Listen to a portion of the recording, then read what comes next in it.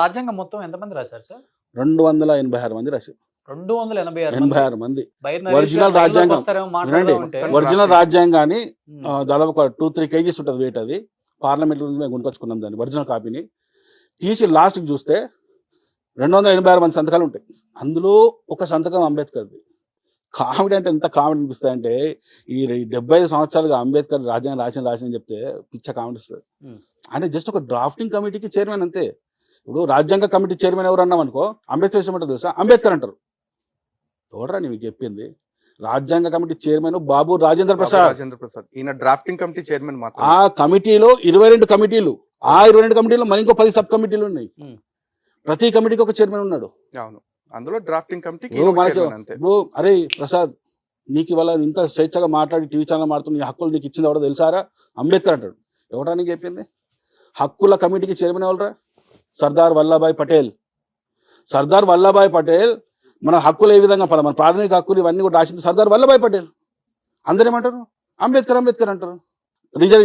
మొన్న రీసెంట్గా ఒక ఎంఆర్పిఎస్ అనంతపూర్ అతనితో కూడా మాట్లాడాను. ఆడియో కూడా పెట్టాను నేను వీడియోలో.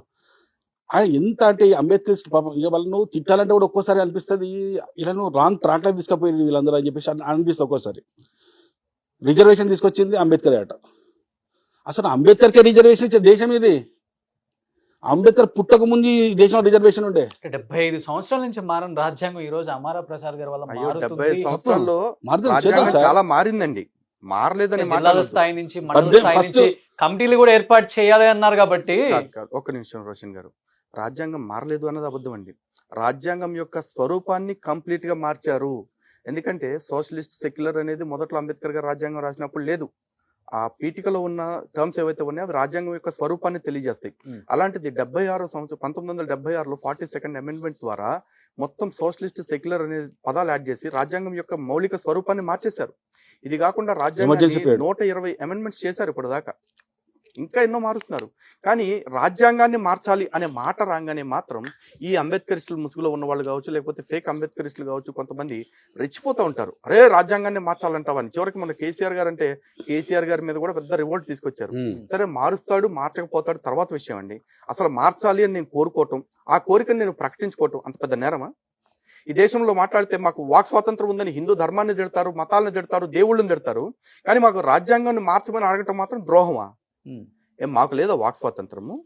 అడుగుతాం. ఒకవేళ రాజ్యాంగాన్ని మార్చాల్సిన అవసరం లేదు అనుకుంటే కనుక చర్చ పెట్టండి.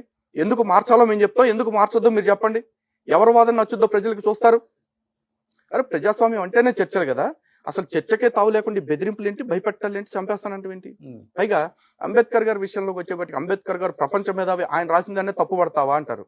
అరే ఆయన ప్రపంచ మేధావి కాదు. ఆయన చదువుకున్న సబ్జెక్ట్ ఏదైతే ఉందో బహుశా దానిలో మేధావి అయితే అయి ఉండొచ్చు. ప్రపంచంలో అన్ని టాపిక్లకి ఆయన చదువుకున్న వ్యక్తి కాదు. ఈరోజు హిందూ గ్రంథాల గురించి ఆయన పరిజ్ఞానం ఎంత అనేది ఆయనకు సంబంధించిన riddles of Rama and Krishna చదివితేనే అర్థమవుతుంది. ఆయనకి సబ్జెక్ట్ అర్థం కాలేదు.